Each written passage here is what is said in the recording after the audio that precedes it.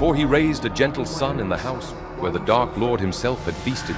A boy bred for cruelty and groomed to kill. A Slytherin, a Death Eater, heir to one of the greatest pure-blood names in Britain, who married Astoria Greengrass against everything his name stood for. In this episode, we follow the whole and tormented life of Draco Lucius Malfoy. My lord.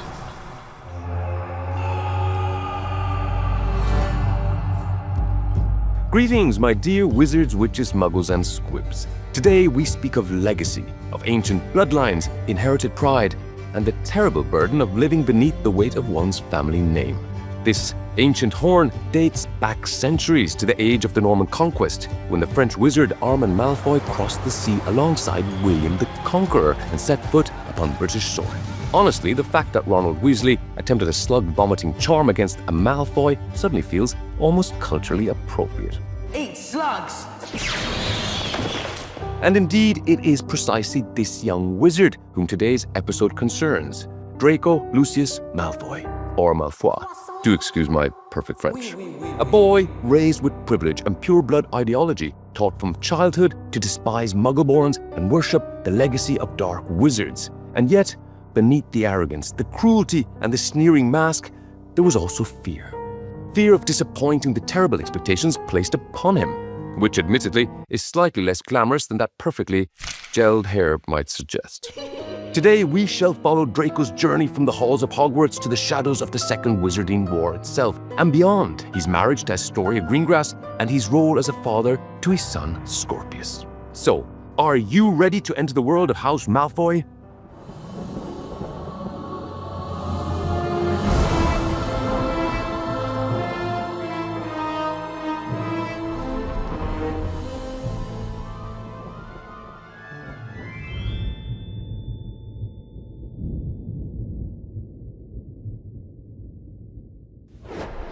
Lights, music, magic.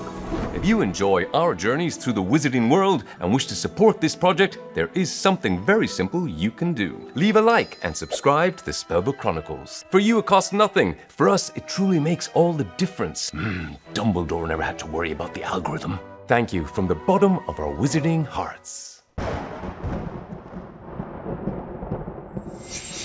Of blood, name, and birthright. On the 5th of June, 1980, in the great manor house that had belonged to his family since the Norman conquest, Draco Lucius Malfoy was born, the only son and sole heir of one of the wealthiest and most ancient wizarding families in all of Britain. He came into a world that had been waiting for him.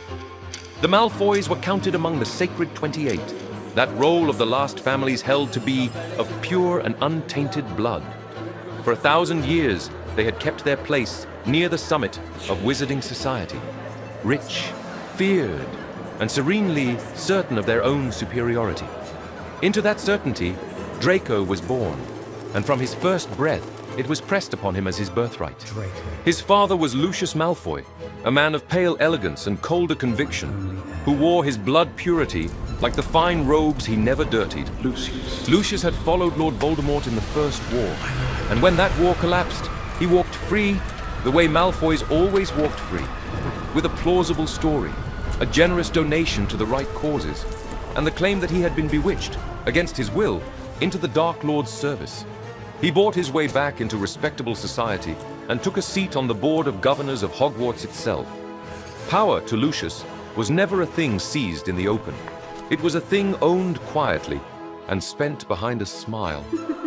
His mother was Narcissa, born of the House of Black, that older, darker, prouder family whose tapestry scorched away the name of any who married a Muggle or loved the wrong sort. Narcissa had two sisters.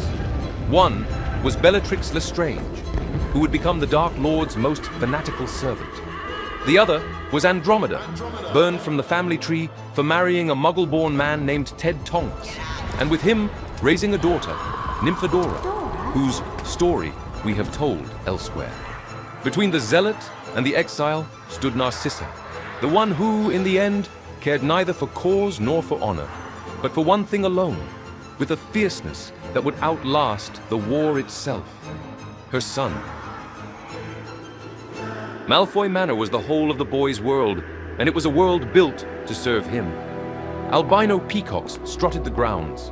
The drawing room hung heavy with portraits of ancestors who had bought ministers and buried scandals. And through its long, cold corridors moved a household elf named Dobby, bound to the family for life, who cooked and cleaned and flinched.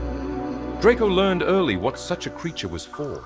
He gave it orders as his father did, and punishments too when the mood took him, and thought no more of it than of scuffing his boots. It was the first power the boy ever held, and he held it exactly as he had been taught. He was given a comet 260 before he had the height to fly it well, and took to the air over the Wiltshire grounds where no Muggle eye could follow. For if there was one thing Draco loved without pretense, it was flying, the one excellence that was his own, and not his father's gift. In most things, though, the name came first. My father will hear about this, he would say, whenever a game turned against him, certain that it was true and that it would matter. And it usually did. Around him from the cradle trailed the children of the other pure blood houses. Two heavy, dull-witted boys named Crab and Goyle, sons of his father's old associates, who laughed when Draco laughed and scowled when he scowled, and stood always a pace behind, less his friends than his retinue, gathered to him by the gravity of the name before he had done a thing to earn them. He worshipped his father, and dreaded without the words to name it, the day he might fall short in his eyes. He knows what he's doing.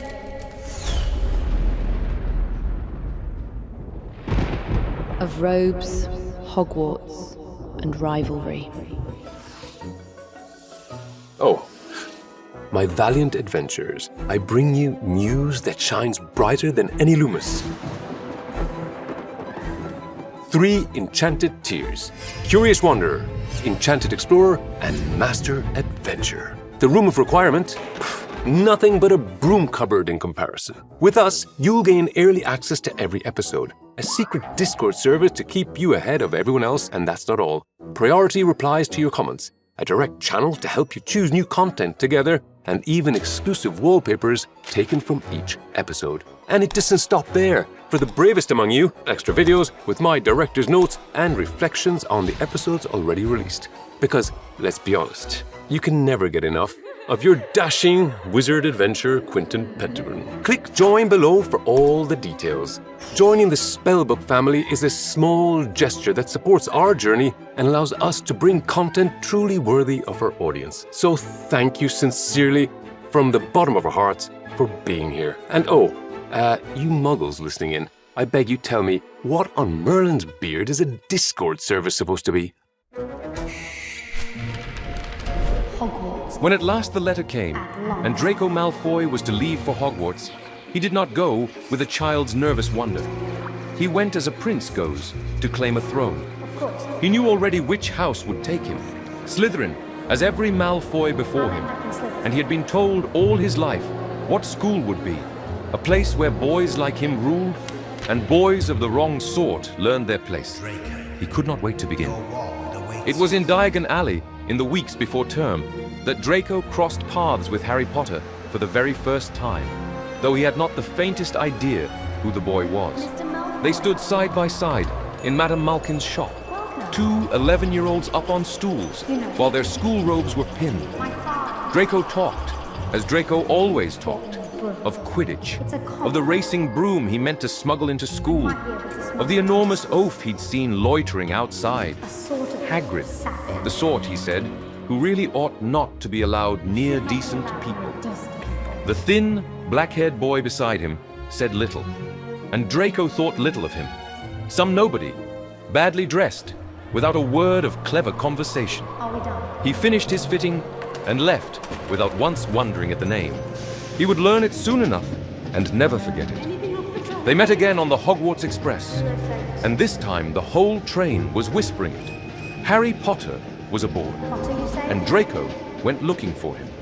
For in the circles he had been raised in, there was a theory murmured over brandy, that no ordinary infant could have brought down the greatest dark wizard of the age, and that the boy who had done it must be something remarkable. Perhaps a great, dark wizard in the making. I'll speak to him. To befriend Harry Potter was to secure the Malfoy name its place beside the power that was coming. And more than that, it was a chance to make his father proud. He slid open the compartment door, Crabbe and Goyle at his shoulders, and introduced himself with all the weight the name could carry. My name's Malfoy. Draco Malfoy. He sneered at the poor, red-haired Weasley boy sitting beside Harry, echoing his father's contempt for that blood traitor family. You must be a Weasley. And then he did the thing he had surely rehearsed. He held out his hand. You'll soon find out some wizarding families are much better than others, Potter. You don't want to go making friends with the wrong sort.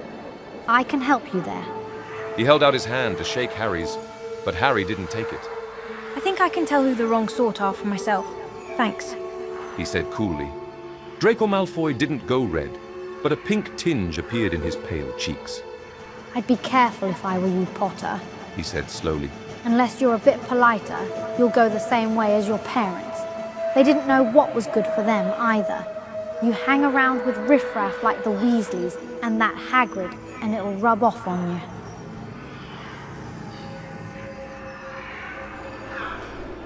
That refusal would curdle, over the years, into the great rivalry of his childhood. One he could never win and never let go. At Ollivander's that same summer, he had been matched with a wand. 10 inches, hawthorn, with a core of unicorn hair. Hawthorn is a contradictory wood, the wand makers say. Its blossom heals, yet its cut branches carry the smell of death. And it chooses wizards caught between things. Wizards who do not yet know their own hearts. And its core, unicorn hair, is the most faithful and constant of all, the least willing of any to be turned to the dark arts. Curious, you may think, given the name his blood carried. But the wand, perhaps, already knew him. He had grown up hearing, in the low talk of his father's dinners, that the Dark Lord was not truly gone, that one day he would return, and that when he did, the Malfoys would rise with him to the place their blood deserved.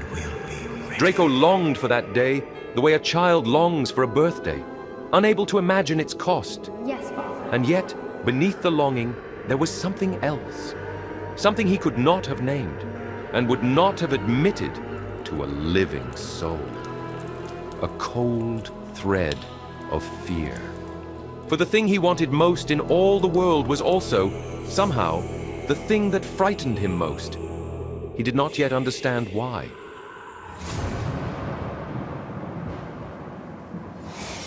Of brooms, cowardice, and a slap.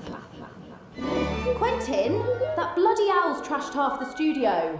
Fizbert has just delivered an urgent communication from the Ministry of Magic, with his usual complete lack of grace. The Muggle HBO adaptation of the most important wizarding events is approaching. Every wizard, witch, muggle, and squib must be prepared. See to it with Spellbuzz, my dear colleague Francesca Williams' show, right here on this channel. Welcome, wizards, witches, muggles, and squibs. She's been covering every update, every theory, every casting announcement on the HBO series with a dedication that I, as a wizard, can only deeply respect. Go watch her, go support her. Something big is coming, and she will make sure you are ready for it. Fizbert has done his part. Now do yours. That feathery menace. The rivalry Draco had begun on the train, he pursued for years, and lost over and over in ways that taught him nothing. It began in the air, on the very thing he had believed was his.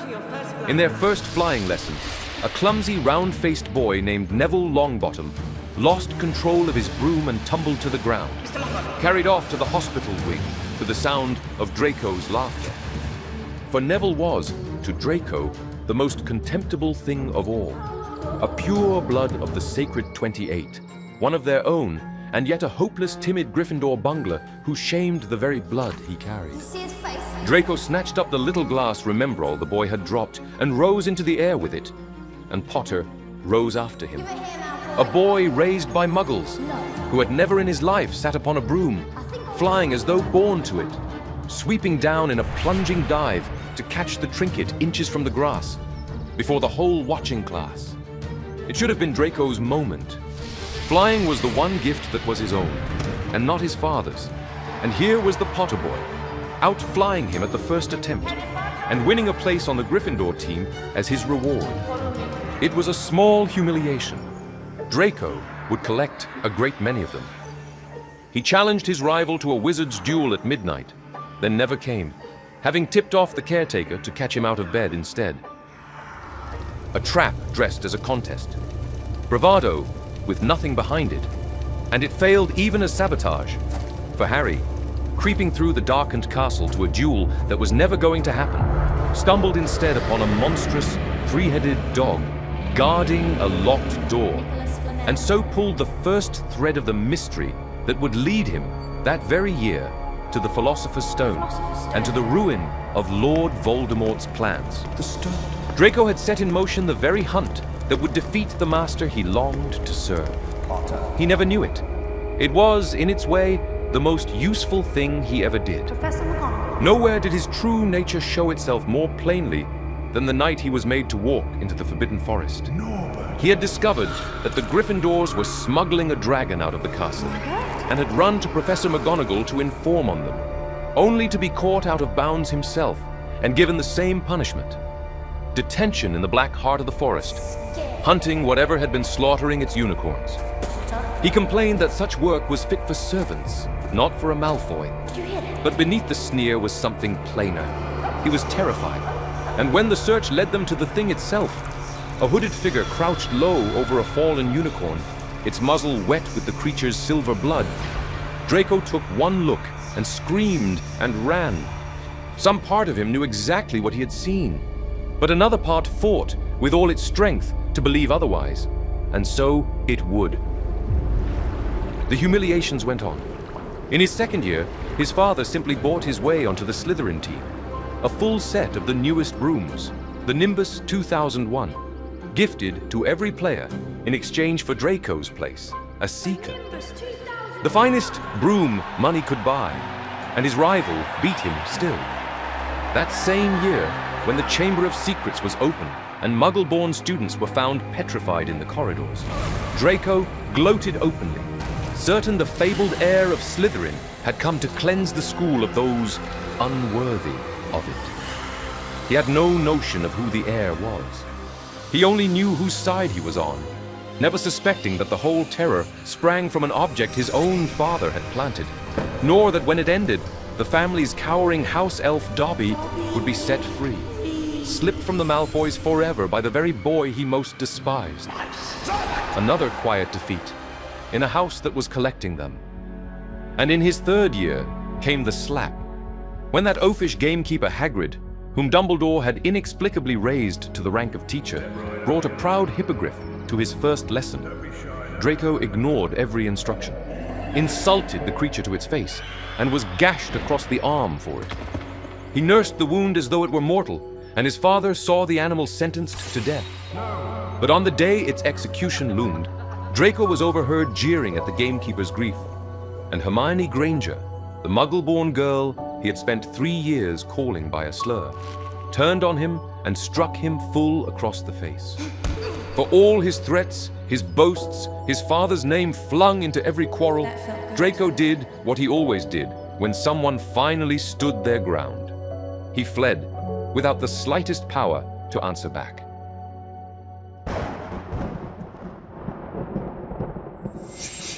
Of cabinets, oaths, and fear. My dear adventurers, today I bring you something that will interest you. Two actually, and completely free, which I must say is rather rare even in the wizarding world. As you know, the Spellbook Chronicles is devoted to the exploration of wizarding knowledge in all its forms. And knowledge, as any respectable wizard will tell you, lives in books and tomes. Which is why I can wholeheartedly recommend a completely free month of Kindle Unlimited, a Muggle service that grants access to an extraordinary collection of titles. I am a parchment man personally, but I must admit this Muggle technology is remarkable, which means no books that bite or perforate your ears. Frankly, a considerable advantage. And while we're on the subject of Muggle conveniences, a free month of Amazon Prime. Fast deliveries, films, series, useful, I'm told, for those of you without access to Owl Post. You'll find both links in the description. 1 month completely free for both services. Using them costs you nothing extra and supports this channel directly. It is, my dear adventurers, the simplest way to keep this journey going. And for that, I truly thank you. For years, the return of the Dark Lord had been a promise whispered at his father's table. A golden someday, in which the Malfoys would rise to the place their blood deserved. The first sign came at the Quidditch World Cup, the summer before his 4th year. In the chaos after the match, masked wizards seized muggles for sport, and above the terror, for the first time in 13 years, a skull wreathed in a serpent burned into the sky. The Dark Mark. Draco watched from the trees, thrilled rather than afraid, and warned Potter to keep his head down. He did not yet grasp what the mark meant. He only knew the old power was stirring, and that it was his family's power. Then, at the close of that same year, it stopped being a rumor. In a distant graveyard, on the night the Triwizard Tournament ended, a boy named Cedric Diggory was struck down, and Lord Voldemort rose again, whole and terrible, and called his followers back to his side. The Dark Lord was no longer a story told over brandy. He was real. He was returned. And Lucius Malfoy pulled the old mask from its locked drawer and went to answer him. Everything Draco had been raised to long for had come to pass. His 5th year was, for a time, the answer to all his dreams. Dolores Umbridge had come from the Ministry to rule Hogwarts, and she loathed Harry Potter almost as fervently as Draco did. She made him a prefect and gave him a place in her inquisitorial squad, the power to strip points from any student he disliked, for no better reason than that he disliked them. And so he did. 5 points from this one for Cheek, 10 from Granger for the crime of her birth. He had never stood higher, nor been crueler. It was, by his own reckoning, the finest year of his life. And it broke apart in a single night. When Potter and his friends flew to the Ministry of Magic, it was Lucius Malfoy who led the Death Eaters sent to stop them. And Lucius who failed and was caught, wand in hand. In the very heart of the Ministry, he had spent a fortune corrupting. Lucius Malfoy. He was tried, convicted, and sent to Azkaban. In one stroke, the invincible father of Draco's childhood was gone. Disgraced, imprisoned, stripped of every protection the name had ever bought. And the family that had dreamed of standing highest under the new order found itself the lowest of all. Curse Potter. Draco blamed Potter. Of course he did. He swore that he would make him pay. He'll pay. In the summer of his 16th year, a summer that should have been spent, as all his summers had been, in the gilded idleness of Malfoy Manor, Draco Malfoy knelt before the Dark Lord. An honor, he thought. A moment he would remember for the rest of his life. My lord. Perhaps, at long last, they would take notice of him. Perhaps, he told himself, this was where his real life began. Perhaps he would finally prove to all of them what he was worth. And yet, perhaps that was not what Lord Voldemort had in mind at all. And however hard Draco tried to believe otherwise, deep down, he knew it perfectly well. The Dark Lord, who never forgave and never forgot, had devised for the fallen family a punishment of exquisite cruelty. He would not strike at Lucius. He would strike at the son. The boy was given a task at which grown wizards had failed and perished. A task Voldemort fully expected to cost him his life, and intended to. Draco Malfoy, 16 years old, a schoolboy who had never dueled anything more fearsome than a classmate, was ordered to murder the man whom many considered the greatest wizard of the age. The only one Lord Voldemort had ever truly feared. You'll have to kill Albus Dumbledore. Albus Dumbledore. His mother had no such illusions. My lord. Narcissa had watched the Dark Lord as he handed her son this task, and had understood what her husband could not. Draco was not meant to succeed. He was meant to die trying. And so, defying her master's explicit command of silence, she went to the one man she believed could stand between her son and the grave. In the dim little sitting room of Spinner's End, Narcissa Malfoy, who had never in her life knelt to anyone, fell to her knees before Severus Snape and begged. He's just a boy. And there, with her sister Bellatrix as bonder, Snape swore the unbreakable vow to watch over Draco, to protect him from harm. I will. And if the task proved beyond him, to carry it out himself. I will. 3 tongues of flame wound about their clasped hands. It was done. At Hogwarts, The task consumed him by degrees. His first attempts were those of a desperate child. A cursed necklace that passed through too many hands and nearly killed Katie Bell. A bottle of poisoned mead intended for Dumbledore, but nearly killed Ron Weasley instead.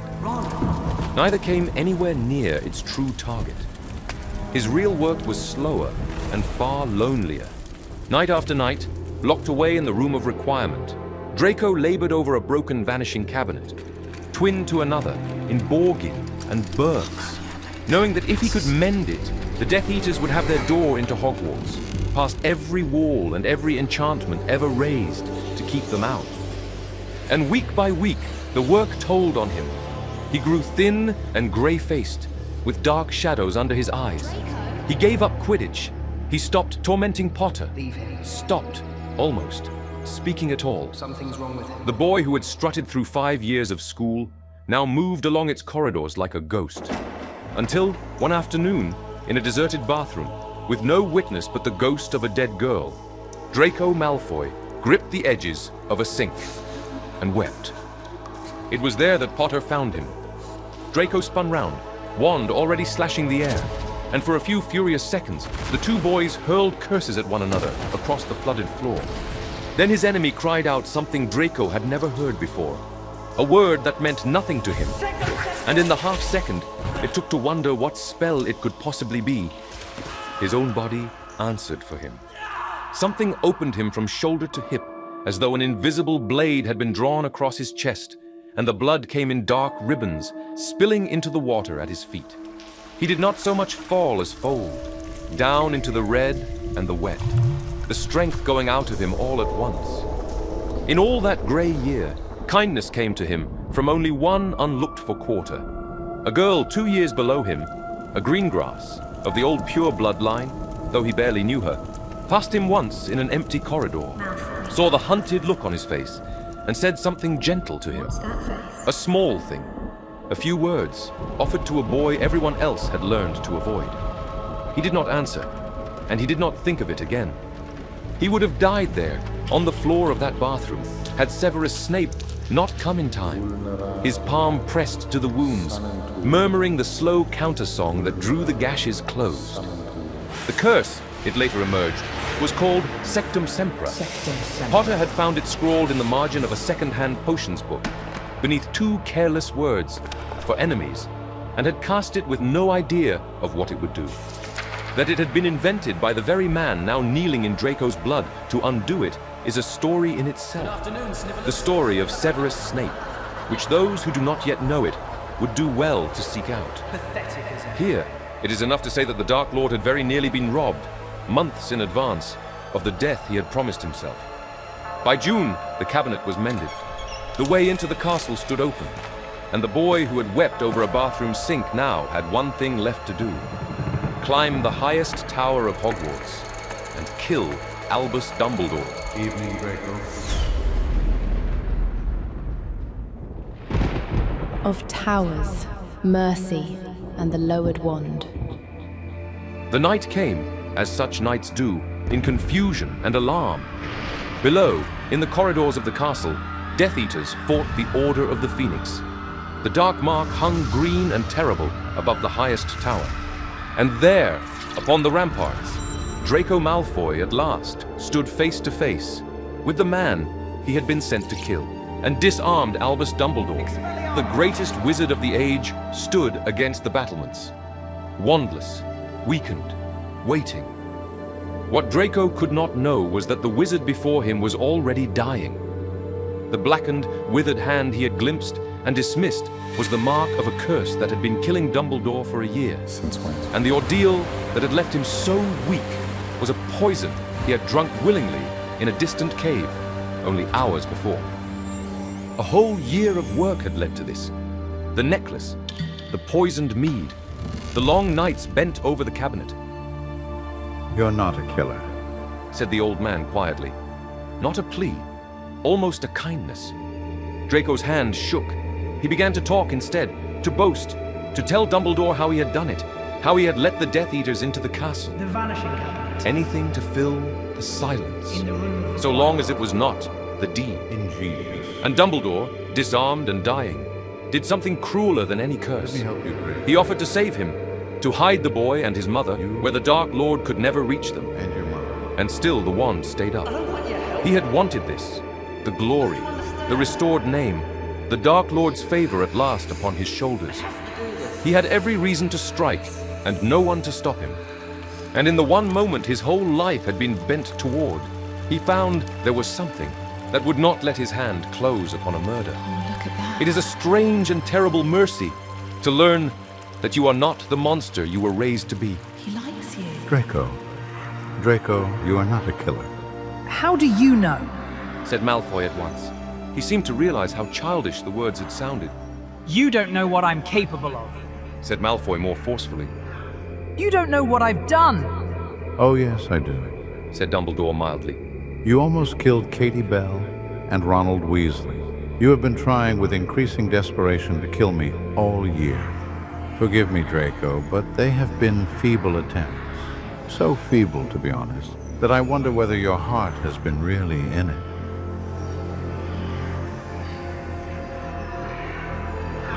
The door burst open, and the Death Eaters were upon the tower. And behind them, calm amid the shouting, came Severus Snape. One look told Snape everything. The disarmed wizard, the trembling boy, the vow burning toward its price. He raised his wand. Avada Kedavra. A flash of green, and Albus Dumbledore fell back over the battlements and was gone. Draco had not killed him. He had watched it done in his place, for his sake. And that was worse. He was 16 years old. Whatever was left of the boy did not come down from that tower.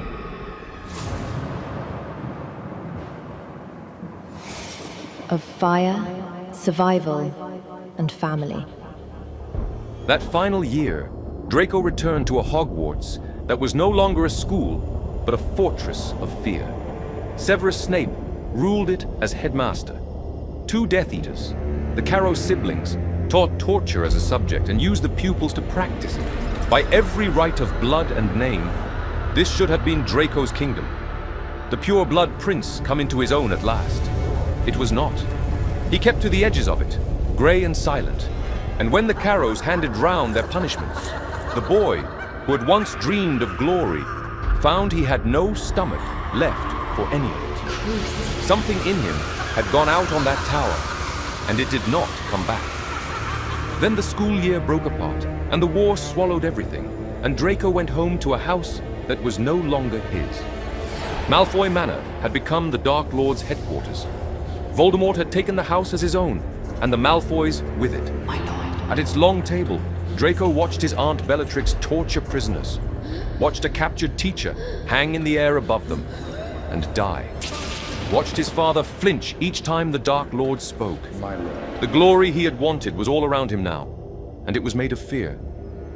Then, one spring day, a band of snatchers, the scavengers who hunted Muggle-borns and fugitives for gold, now that the Ministry had fallen, dragged 3 prisoners through the gates. One of them had a face swollen past all recognition by a curse, but it might have been Harry Potter. They brought them into the drawing room, and they called for Draco. He would know. He had spent 6 years learning that face across a classroom, hating it, and now his family's whole future came down to whether he would name it. His father pressed close beside him, desperate, whispering, Look properly. one word, and the Dark Lord would come, and everything the Malfoys had lost would be given back. Draco looked. He saw the scar, half hidden under the swelling. He saw the shape of him, the eyes he had glared into 100 times. He saw Potter, and Potter saw him, and knew in that instant that Draco knew him too. His father's voice was at his ear. His salvation was on the floor in front of him, close enough to touch. I can't be sure. 3 words, and he turned away. He gave up the boy who was his family's redemption, and he could not have told you why he did it. He only knew he would not be the one to hand him to his death. It bought nothing but time. Bellatrix saw the sword, and the escape came, and the prisoners were gone. And with them, the last chance the Malfoys had of buying back their master's favor. Whatever Draco was becoming, it was not a thing his family could use. The end found them at Hogwarts. On the night of the last battle, Draco went back into the castle. Not to fight for the Dark Lord, but with Crabbe and Goyle at his side, hunting for Potter in the chaos. Still trying to hand him over, still trying to climb back onto the winning side. Potter. They cornered their quarry at last, in the Room of Requirement, in that vast sea of hidden and forgotten things. Wands were drawn, and there, at the very end, the boy who had trailed a pace behind Draco since childhood turned on him at last. Crabbe, hungry to kill, no longer cared what a Malfoy ordered. You and your father are finished, he as good as told him. And against Draco's shouts to stop, he loosed a fire he could not control. Fiend fire! Fiend fire, cursed flame, alive and ravenous, rising into serpents and beasts as it devoured all it touched. It swallowed the room whole. Crabbe, who had lit it, could not outrun it, and died in the blaze he had made. And Draco, heir to 1,000 years of magic, gold and pride, was left clinging to a mountain of wreckage above a rising sea of fire, screaming, about to burn. It was Potter who came back for him. The boy who owed him nothing, who had every reason to leave him to the flames, turned his broom into the fire and dragged Draco clear of it. The enemy of his whole life reached down a hand, and Draco took it. He did not fight again that night. Somewhere in the ruin of the castle, as the battle raged toward its end, Draco found his mother and his father, and the three of them stood apart from it, no longer Death Eaters, not quite anything else. When Voldemort called his followers to him for the last time, the Malfoys did not go. They had made their choice in the end, the only way they knew how. Not by turning against the Dark Lord, but by wanting more than victory, more than pride, more than the name they had bled for, simply to find each other and live.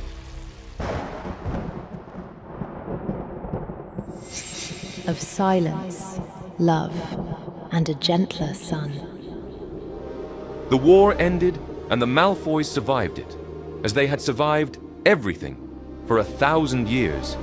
But they did not survive it whole. When the dust settled over the ruins of Hogwarts, Lucius, Narcissa, and Draco were not among the dead, and not among the imprisoned.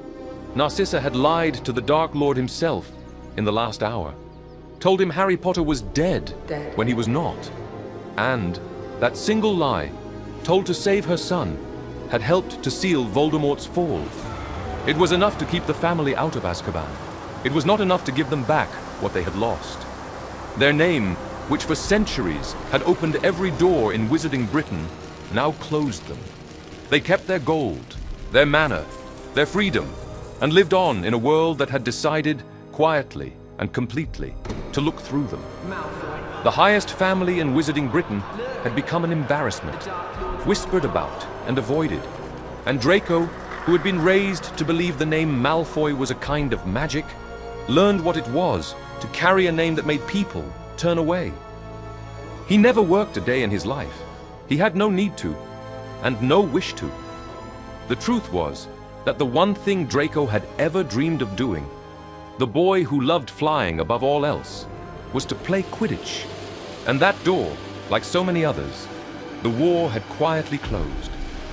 He was immensely rich and entirely without purpose, a disgraced heir of 30, rattling about a great cold house with his aging parents and the ghosts of everything they had done. It might have been the beginning of a bitter and shrunken life. That it was not, that Draco Malfoy became, of all the unlikely things, a good man. He owed almost entirely to one person. Draco. Her name was Astoria Greengrass. Astoria. She was younger than him, My love. of a pure blood house as ancient as his own, and he had crossed paths with her long before.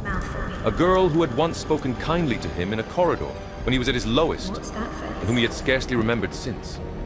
But the Greengrass line carried a shadow. Somewhere in the family's distant past, an ancestor had been struck by a blood curse, and it had lingered in the lineage ever after, dormant, patient, passing unseen through the generations. It did not rage, and it did not burn. It waited, and in Astoria, at last, it had surfaced. She had lived her whole life frail, in the quiet certainty that something within her was slowly failing. And it was that, perhaps, the nearness of her own death, that had given her a clarity few others possessed. Astoria had been raised among people who prized blood above all things, and she had looked at the whole creed and found it worthless. Nonsense. She wanted no part of the supremacy that had nearly destroyed both their families. In her, Draco found the thing his upbringing had never allowed him. We are more Someone who loved him and asked him to be better than our blood, and made him want to be. than our family. He married her against his parents' wishes, Draco. the first time in his life he had ever set his own heart above his father's word. And in doing so, he stepped off the road his name had laid for him at birth. There was a terrible cost written into that marriage, and Draco knew it before he ever accepted it. To bear a child might cost Astoria what little strength her curse had left her. And so Draco Malfoy, heir to 1,000 years of obsession with the continuation of pure blood, decided that he would let the ancient line die with him rather than risk her. It was Astoria who refused. She wanted a child, she told him, not for the Malfoy name, not for blood or glory, but for themselves, so that he would not be alone when she was gone. And so their son was born, and they named him Scorpius. And it was, Draco would say, the best day of their lives, even as it began, quietly, to take her from him. We'll protect him. They withdrew from the world, the three of them, retreating into the quiet of the manor to guard what strength Astoria had left. And in the silence of that retreat, a cruel rumor took root. That the pale, quiet Malfoy child was no child of Draco's at all, but the secret son of Lord Voldemort. It was a lie, and a vicious one, and it would shadow the boy for years. For Scorpius grew into everything his father had not been. He went to Hogwarts and was sorted, like every Malfoy before him, into Slytherin. But he carried none of the poison. He was gentle and bookish and kind, mocked for his name and the whispers around it, and generous in spite of it all. Draco had raised his son on the one lesson his own childhood had never taught him. That love was not a thing to be earned by being what the family demanded, but a thing simply given. Where Draco had been handed superiority, he gave Scorpius decency. He broke the chain in the only place he could reach, in the raising of one boy. Then the curse took its due. On a pale summer morning, Astoria died, as she had always known she would, leaving Draco alone in that vast and silent manor with their son and his grief. He did not remarry. He did not rage. He sealed the family's old dark relics behind glass where they could harm no one, and turned instead to the quiet study of alchemy, the ancient art of transmutation, of coaxing base and worthless metal into something pure and precious. There was, they say, a time turner hidden somewhere in the Malfoy vaults, an instrument that could fold back the hours and give a grieving man one more moment with the wife he had lost. Draco knew of it, and Draco never used it. To have turned back time would have been to dishonor her and the life they had truly lived. And so he let the hours stand and carried his grief the honest way, forward. And perhaps that, in the end, is the truest measure of how far he had traveled. The boy who had been given everything and valued nothing that could not be bought or bullied became a man who held the power to cheat death itself in his hands and set it down out of love. He had spent his youth trying to become what his father was. He spent the rest of his life quietly making certain his own son would never have to. But Draco was only the last link in a very long chain. To see how far he had come, you must first see where his name began. 900 years before, with a single wizard stepping off a Norman ship, carrying an ambition and a name that meant bad faith. This is the story of the House of Malfoy.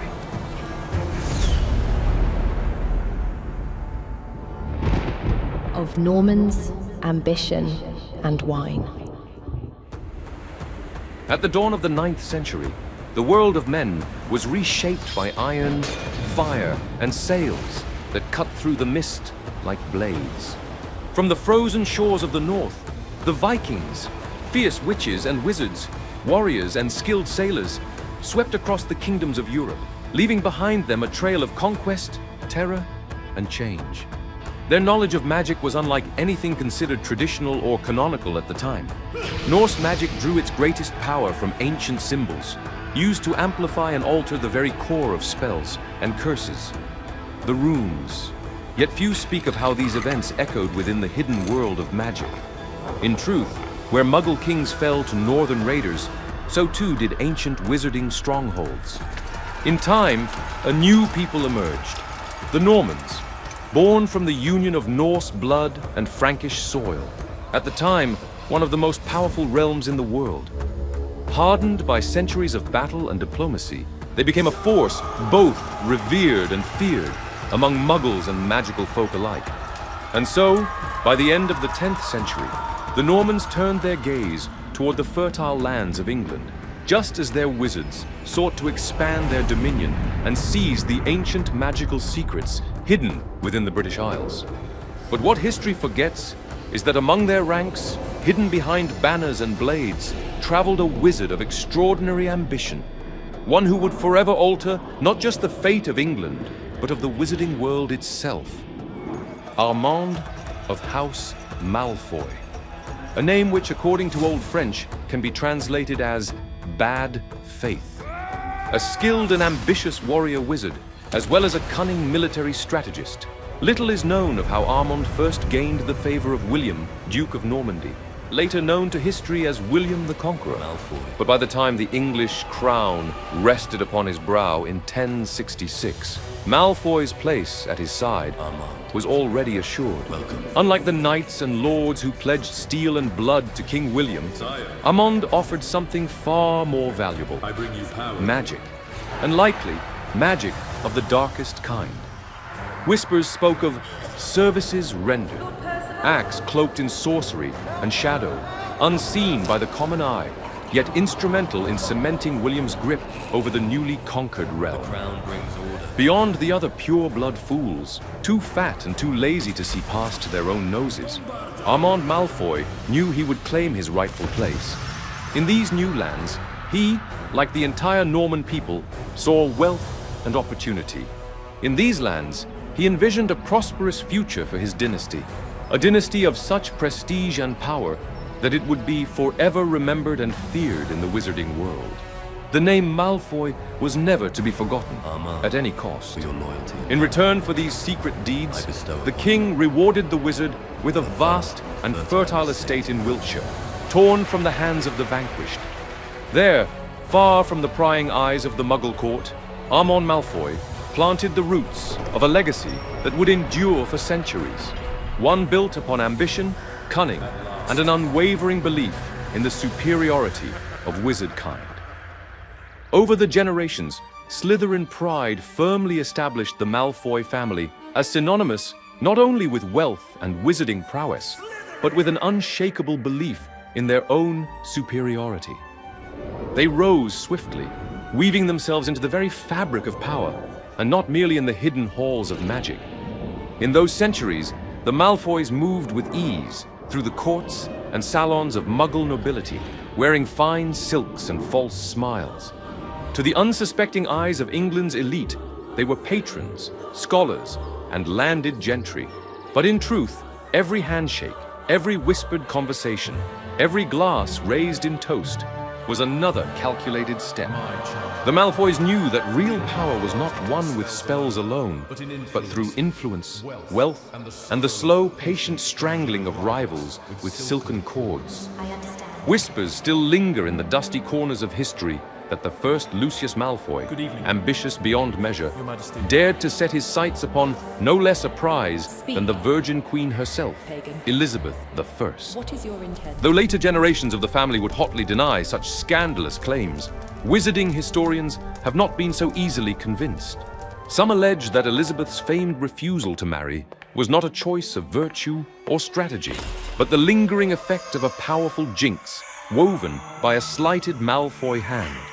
A wound to pride, perhaps, but a testament to the dynasty's gift for ambition without shame. Majesty. As the decades marched onward, the family's estate in Wiltshire grew vast and impenetrable, swallowing up the lands of neighboring Muggle families like a serpent coiling around its prey. Gold and silver flowed into Malfoy coffers, not conjured, but seized through clever dealings and an unerring instinct for exploiting the weaknesses of those without magic to shield them. It was during this golden ascent that a new venture took root. Welcome. What began as a modest private collection of potions and fine brews, hoarded by a particularly enterprising ancestor, soon evolved into a thriving business.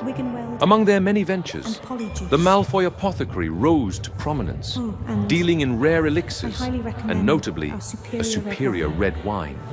A name that, with typical Malfoy subtlety, hinted at the precious purity they held so dear. Their fortune became not merely a measure of their success, but a fortress, a gleaming testament to their belief that blood, wealth, and power were the only currencies that truly mattered. But after years of tensions and disputes, the year of change finally arrived in the wizarding world. It was 1692, and the International Statute of Wizarding Secrecy had been definitively approved as a strict mandate. From that moment on, no Muggle was ever to come into contact with, or even learn of, the existence of the wizarding world. All they would remember in time would simply fade away over the centuries, blending into legends, unsolved mysteries, and children's fairy tales. Yet no empire stands unchanged by the tides of history. When the Ministry of Magic decreed the creation of a boundary that would forever and irrevocably divide the two worlds, the Malfoys fought fiercely against it. Nonsense. To sever their carefully cultivated ties to Muggle high society was, to them, a sacrilege, a loss of influence they were unwilling to accept. But survival, as ever, demanded adaptability. My lord. When it became clear that opposition was futile, the House of Malfoy pivoted with characteristic ruthlessness, reinventing themselves as champions of wizarding purity. They erased the past with the ease of a master spellcaster, wiping clean a slate. No longer the charming lords and ladies who had once dined at the tables of Muggle kings and queens. No, the Malfoys now presented themselves as paragons of untouched bloodlines, loudly denying that they had ever lowered themselves to such company. Muggles and their filthy mudblood offspring would become the scapegoats, the necessary enemy. The lamb they had so carefully nurtured over the centuries was finally ready for the slaughter. With the world of Muggles firmly walled off and wizard kind drawing tighter behind its veil of secrecy, the Malfoys did what they had always done best: adapt and thrive. No longer able to exert influence through the courts of mortal kings, they turned their gaze inward, setting their sights upon the halls of magical governance. The newly established British Ministry of Magic became their hunting ground. Though no Malfoy ever stooped to openly campaign for the title of minister, a position as ostentatious as it was burdensome, their gold flowed like a river beneath the surface of politics. Elections were quietly financed, opponents discreetly hexed, and policies bent to favor those who understood which side their bread was buttered on. Real power, after all, did not wear a public face. It moved unseen, whispered in ears, and weighed heavy in unseen ledgers. Among the darker and more curious tales of the time, the name of Nicholas Malfoy looms large. A landowner during the 14th century, Nicholas was said to have rid himself of troublesome Muggle tenants by orchestrating deaths blamed on the Black Death itself. No proof ever reached the Wizards' Council, of course, yet, despite the passing of centuries, it seems that no amount of gold was ever quite enough to erase such rumors entirely. In the twilight years of the 18th century, the then head of the family, Septimus Malfoy, rose to prominence. His influence was so suffocating that many believed the Minister for Magic at the time, Unctuous Osbert, to be little more than his mouthpiece, a puppet whose loyalties were bought, not earned. It suits you. Even in more modern times, the Malfoy legacy of subtle corruption persisted. Abraxas Malfoy, an elegant and ruthless figure, was widely suspected of orchestrating the downfall of the first Muggle-born Minister for Magic, Nobby Leach, whose appointment in 1962 had prompted the resignation of many of the Wiesengarmot's elder members in protest. A few years later, Leech resigned under mysterious circumstances. As always, no guilt was proven. As always, the prestigious House of Malfoy remained untouchable. And so, in the late 19th century, the Malfoy family cemented their status as one of the most powerful and influential bloodlines in the wizarding world, securing a place among the so-called Sacred 28, the last remaining pure-blood families recognized by the Ministry. However, their ideology and fierce anti-Muggle stance set them apart from the more ancient, powerful, and fanatical houses of the wizarding world, such as the Blacks, the Lestranges, and the Gaunts, who were driven by a purist zeal that bordered on madness, willing to sacrifice everything for the preservation of a perfect bloodline, even at the cost of their own genetic health. The Malfoys, however, knew that true superiority was not inbred. It was forged through wealth and power. Their pragmatic stance on marriage, while often criticized by purists, did not stop them from receiving the respect and admiration of such families. After all, their riches and influence were far too tempting for even the most ideologically rigid to ignore. And so, my dear wizards, witches, muggles, and squibs, the story of Draco Malfoy reminds us that not all who walk close to darkness are born monsters. Some are merely children, shaped by fear, pride, and expectations of those who came before them. For Draco's greatest battle was never truly against Harry Potter, but against the legacy he inherited. I bid you farewell, my dear adventurers. I am, as always, your charming wizard, Quentin Penguin, ever ready to guide you once more through the wonders, shadows, and mysteries of the wizarding world. Until the next spellbinding episode.